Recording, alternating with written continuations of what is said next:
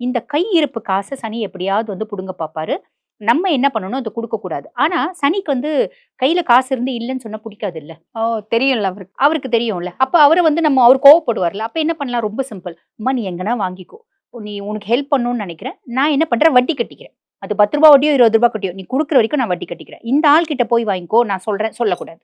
அந்த மாரி அதுலயும் காஷியஸா இருக்கணும். கவனமா இருக்கணும். கவனமா இருக்கணும். 2வது வந்து பாருங்க, குடும்பத்துல சின்ன சின்ன குழப்பங்களும், சின்ன சின்ன பிரச்சனைகளும் வரும்.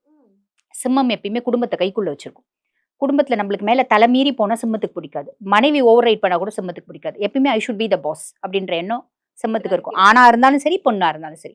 நியாயம். எனக்கு எல்லா திறமையும் இருக்கு. உனக்கு உனக்கு வந்து ஒரு விஷயம் தெரியல. எனக்கு எல்லாமே தெரியுது. So I should be the boss அப்படின்ற எண்ணம் இருக்கும்.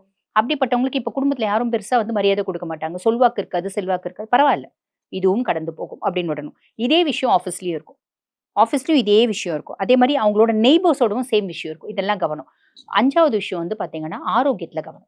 2 விஷயம் முக்கியமா சொல்றது, கையிருப்புல கவனம், ஆரோக்கியத்தில கவனம். இது 2ம் வந்து ரொம்ப காஷியஸா பார்த்துக்கணும். ஆரோக்கியம் அப்படின்னாலே சனினாலே எலும்பு தாம்மா உன்னோட டார்கெட் ஏரியா. Okay, okay. பொதுவா இடுப்புலருந்து அந்த கால் விரல் வரைக்கும் சனியினோட டார்கெட் ஏரியா. ஆனா அப்படி கிடையாது. எல்லா எலும்பும் சனியினோட டார்கெட் ஏரியா.